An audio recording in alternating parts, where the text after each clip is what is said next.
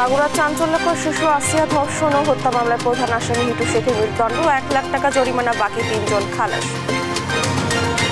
ইশরাককে ঢাকা দক্ষিণের মেয়রের দায়িত্ব বুঝিয়ে দেওয়ার দাবিতে আজ লং মার্চ টু সচিবালয়। নগর ভবনের সামনে জড়ো হচ্ছেন সমর্থকরা। এখানে অনেক দুর্নীতি হচ্ছে, এই দুর্নীতিগুলা ইঞ্জিনিয়ার ইশরাক এখানে বসলে তারা দুর্নীতি করতে পারবে না, এই জন্য তাকে শপথ দিতে দেওয়া হচ্ছে না। রাজধানী হাজারীবাগ ও ঝিগাতলায় দুর্বৃত্তের ছুরি আঘাতে প্রাণ গেল এক শিক্ষার্থী সহ 2 জনের। অপরাধীদের শনাক্তে কাজ করছে পুলিশ। মধ্যরাতে রাজধানী বাড্ডায় একটি বাসায় গ্যাস লিকেজের বিস্ফোরণে নারী শিশু সহ দগ্ধ 5। বার্ন ইনস্টিটিউটে ভর্তি সবার অবস্থা আশঙ্কাজনক। জামালপুরে বিএনপি নেতা পরিণীর বিরুদ্ধে ঠিকাদারের অর্ধ কোটি টাকা আত্মসাতের অভিযোগ, সহযোগী এক স্কুল শিক্ষক। আমন্ত্রণ সংবাদ সকালে, দেখছেন শিরোনামগুলো, সঙ্গে আছি আমি ডানা ইসলাম। এবারে বিস্তারিত। মাগুরা চাঞ্চল্যকর শিশু আসিয়া ধর্ষণ ও হত্যা মামলায় মূল আসামি হিটু শেখকে মৃত্যুদণ্ডাদেশ দিয়েছেন আদালত। সেই সঙ্গে জরিমানা করা হয় 1 লাখ টাকা। এই মামলায় 2 ছেলে ও স্ত্রীকে খালাস দিয়েছেন আদালত। সকালে মাগুরা জেলা নারী ও শিশু নির্যাতন দমন ট্রাইব্যুনালের বিচারক এম জাহিদ হাসান এই মামলার রায় ঘোষণা করেন। এর রায়ে সন্তোষ প্রকাশ করেন রাষ্ট্রপক্ষের আইনজীবী। এর আগে গেল মঙ্গলবার এই মামলায় যুক্তিতর্ক উপস্থাপন শেষে আদালত এ রায় ঘোষণার দিন ধার্য করা হয়। গত 15 মার্চ আদালতে স্বীকারোক্তিমূলক জবানবন্দি দেন মূল আসামি হিটু শেখ। 13 এপ্রিল 4 আসামির বিরুদ্ধে আদালতে চার্জশিট জমা দেন এই মামলার তদন্তকারী কর্মকর্তা। এর আগে গত 6 মার্চ বোনের বাড়িতে ধর্ষণের শিকার ও অমানসিক নির্যাতনের শিকার হয় শিশুটি। পরে 13 মার্চ ঢাকা সিএমএইচে চিকিৎসাধীন অবস্থায় মারা যায় আসিয়া।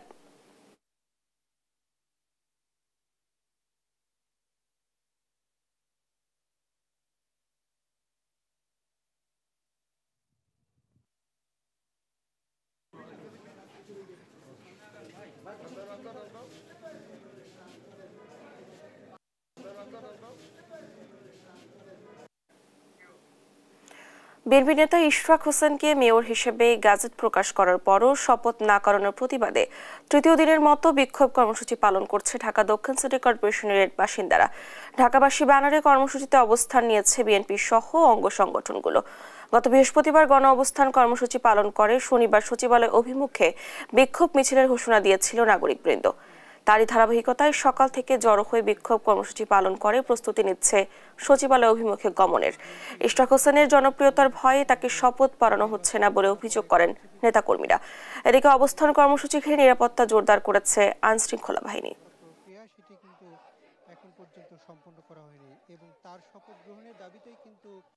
ইঞ্জিনিয়ার ইশরাকের বাংলাদেশের রাজনীতিতে আপনারা সবাই অবগত আছেন, তার জনপ্রিয়তা শীর্ষে। আজকে সে আন্দোলন সংগ্রামে তার একটা সাহসী পুরুষ হিসাবে একটা পরিচিত লাভ করেছেন, এটা আপনারা সবাই জানে। সে নির্বাচনেও বিপুল ভোটে এত ষড়যন্ত্রের মাধ্যমে সে বিজয় হয়েছেন। তাকে এই ভয়ে সেই সতার সাথে এই নগর ভবনকে পরিচালনা করবেন। এইখানে অনেক দুর্নীতি হচ্ছে, এই দুর্নীতিগুলা ইঞ্জিনিয়ার ইশরাক এখানে বসলে তারা দুর্নীতি করতে পারবে না, এই জন্য তাকে শপথ দিতে দেওয়া হচ্ছে না। ইশরাক হোসেনকে ঢাকা দক্ষিণ সিটির মেয়রের দায়িত্ব বুঝিয়ে দেওয়ার দাবিতে নগর ভবন টু সচিবালয়মুখী লং মার্চে জড়ো হতে শুরু করেছেন বিএনপির নেতাকর্মীরা। এ নিয়ে আরো জানাতে নগর ভবনের সামনে থেকে সরাসরি যুক্ত হচ্ছেন সহকর্মী হাসান মাহমুদ। হাসান, লং মার্চে উপস্থিতি কেমন দেখছেন, কি বলছেন তারা?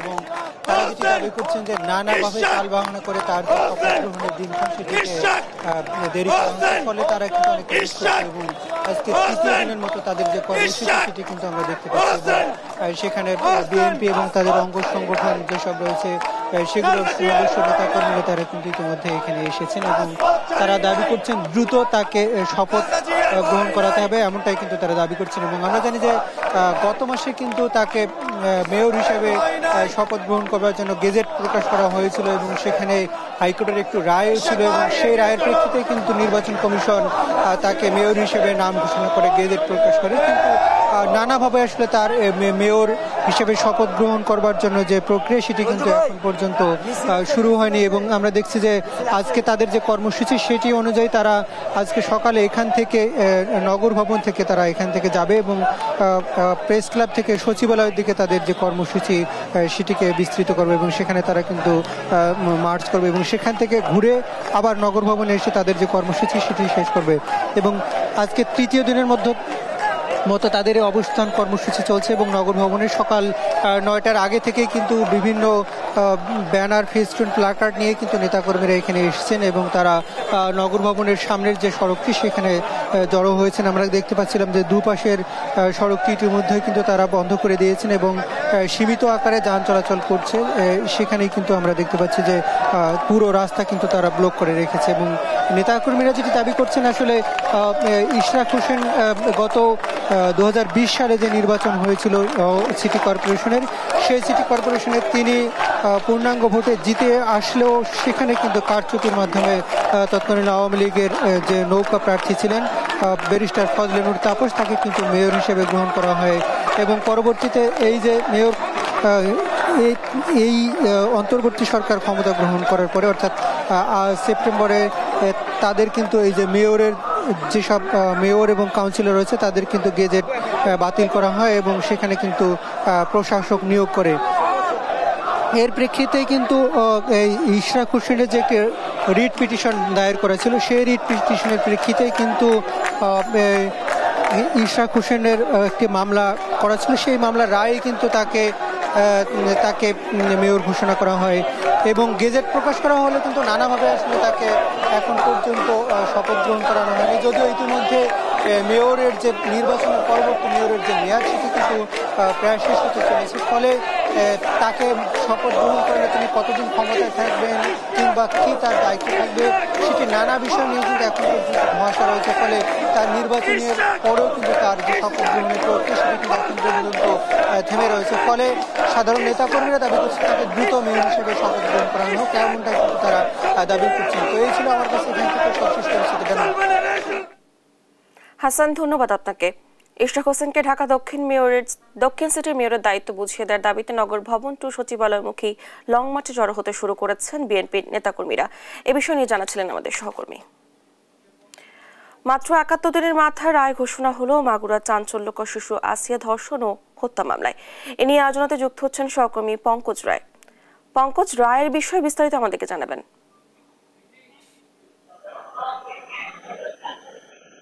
ধন্যবাদ।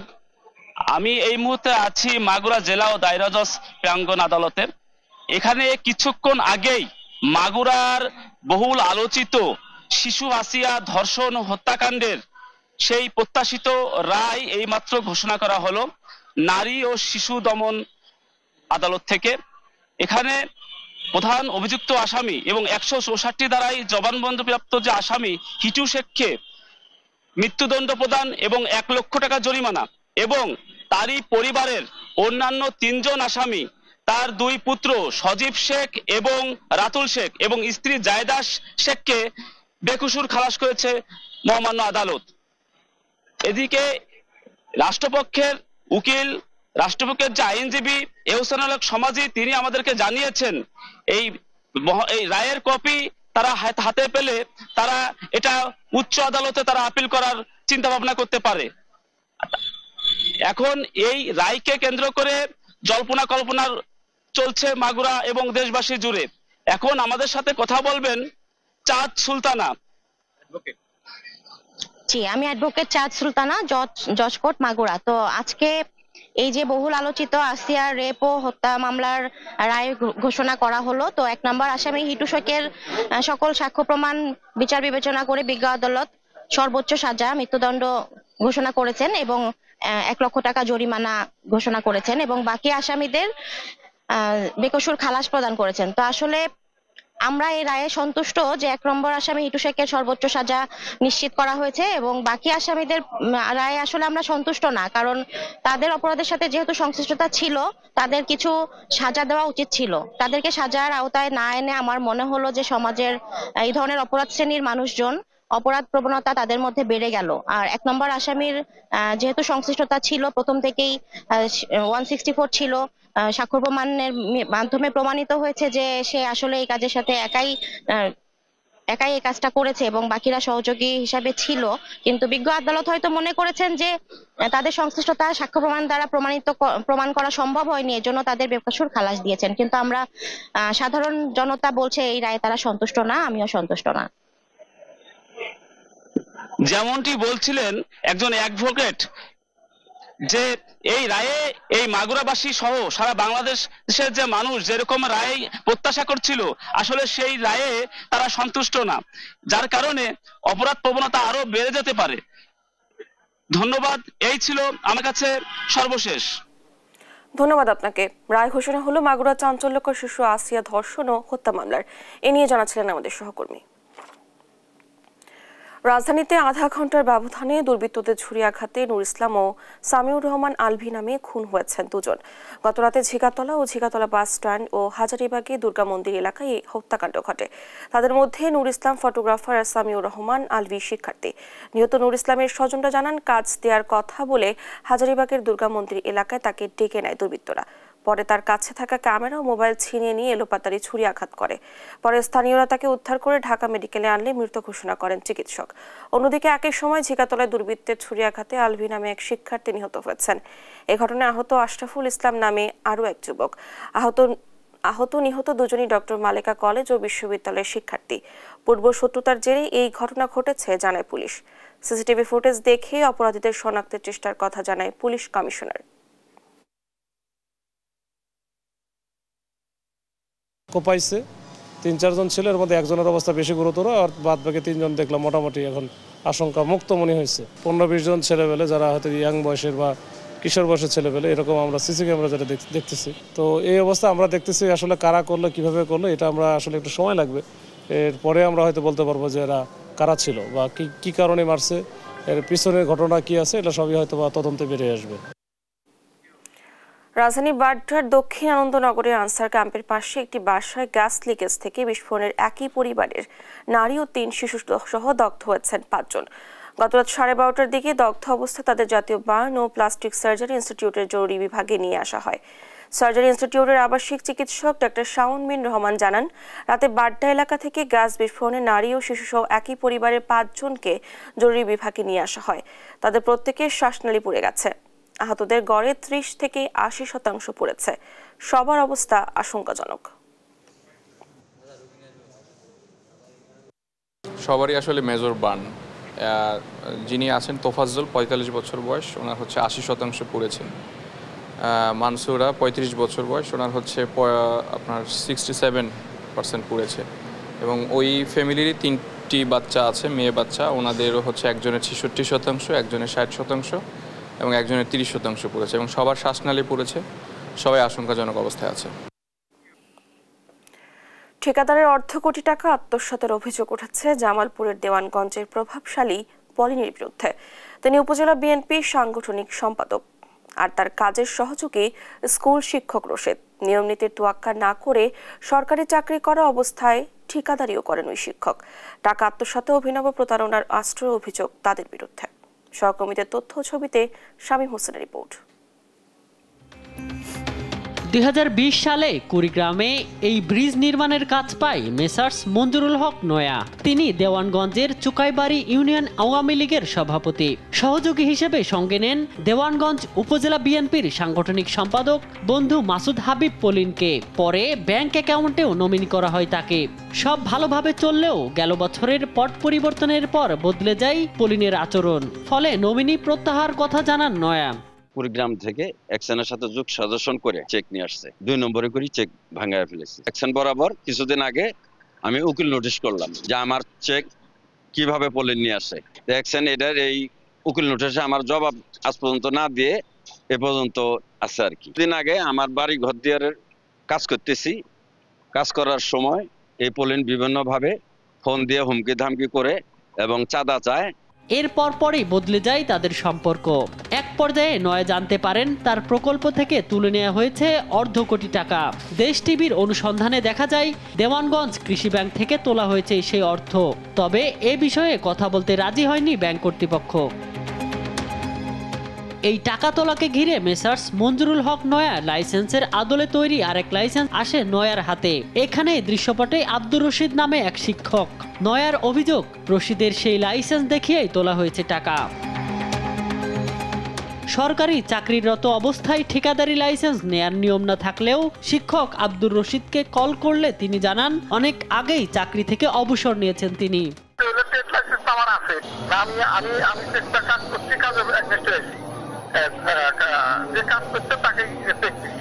তবে তার কর্মস্থলে গেলে বেরিয়ে আসে থলের বিড়াল। জানা যায় এখনো চাকরিরত তিনি। জনাব মোহাম্মদ রশিদ স্যার আমাদের ওই অত্র প্রাথমিক বিদ্যালয়ে চাকরি করেন, তিনি কোনো রিজাইন পত্র দেননি। এবার পলিনের মুখোমুখি আমরা। তার অভিযোগ, জালিয়াতি তিনি নন, করেছেন ঠিকাদার নয়া। টেন্ডারে অংশগ্রহণ করার মতো লাইসেন্স আমাদের কাছে না থাকার কারণে নয়া মেম্বারের কাছে গিয়ে লাইসেন্সটা আমরা নেই।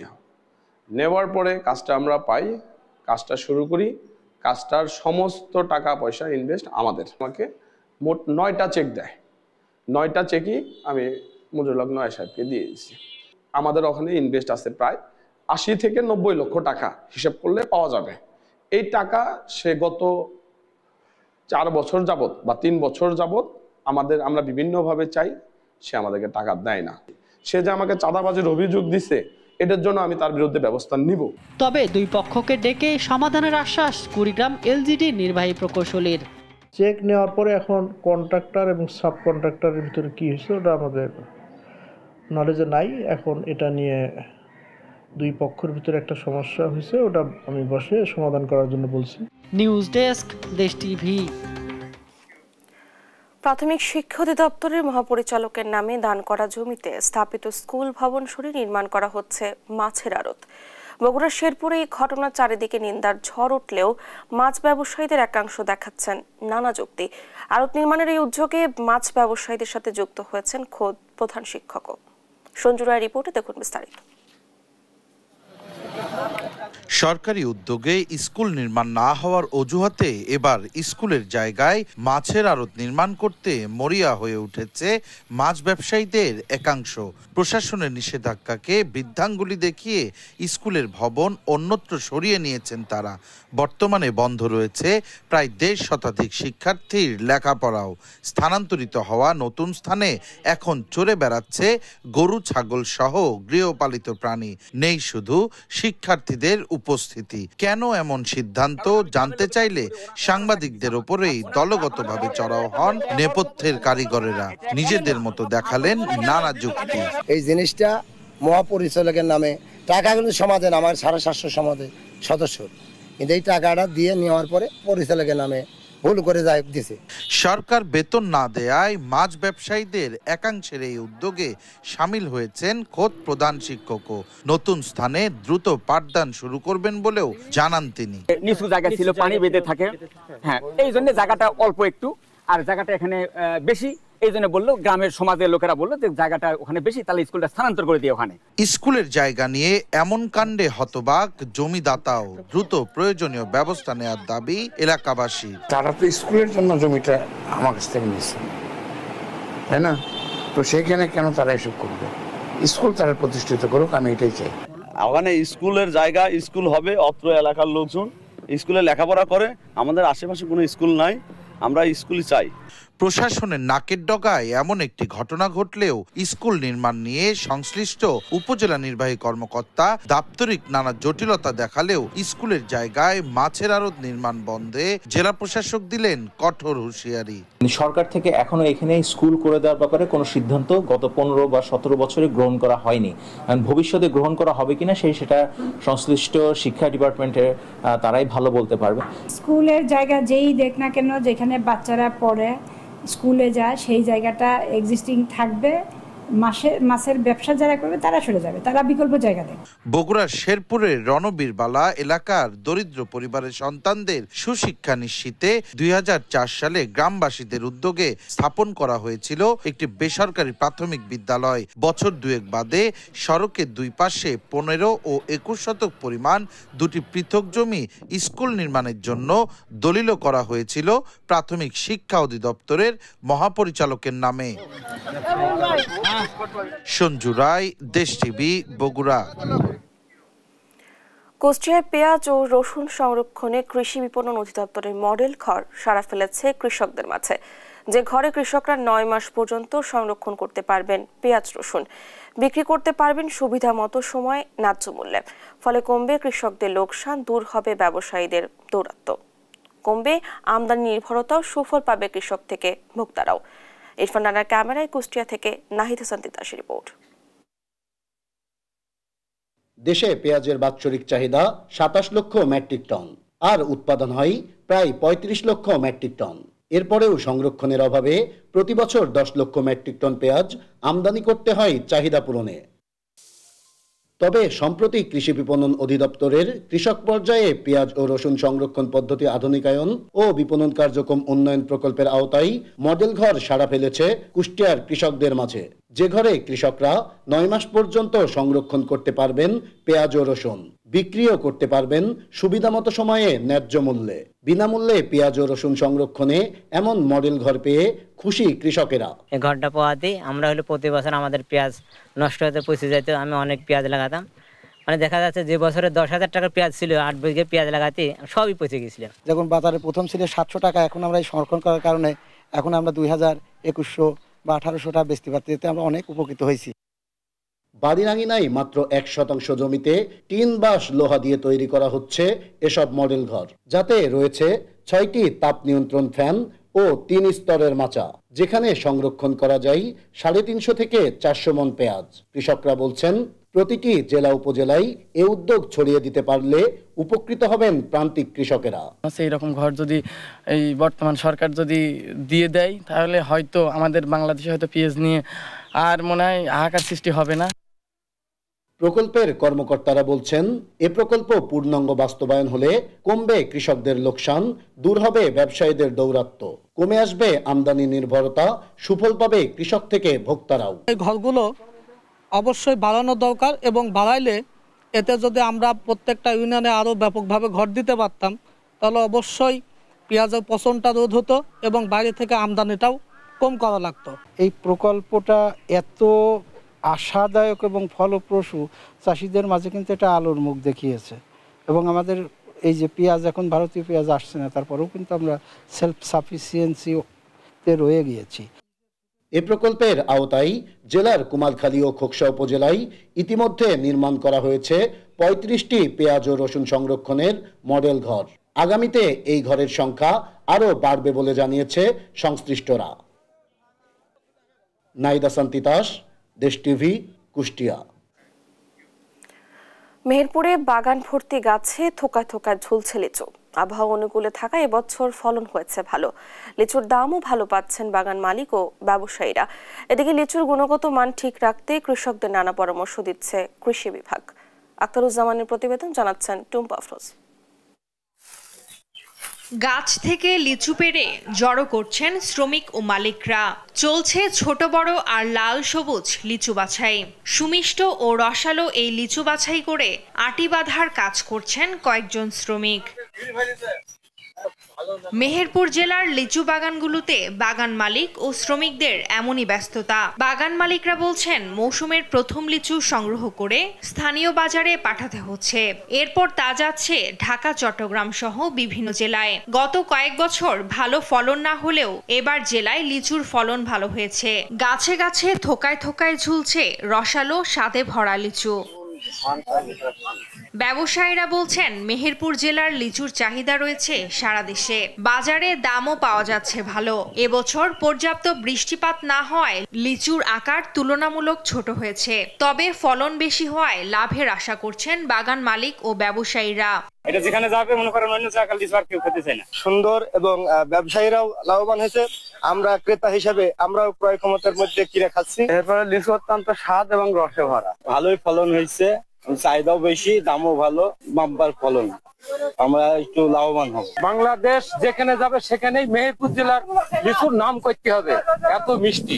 এদিকে অপরিপক্ক লিচু বাজারজাত করলে তাদের বিরুদ্ধে প্রশাসনিক ব্যবস্থা নেওয়ার কথা বলছে কৃষি বিভাগ। মেহেরপুর জেলার লিচু বাংলাদেশের বিভিন্ন অঞ্চলে যাচ্ছে। আশা করা যায় যে লিচুর যে উৎপাদন লক্ষ্যমাত্রা ছিল তা আমরা অর্জন করতে সক্ষম হয়েছে।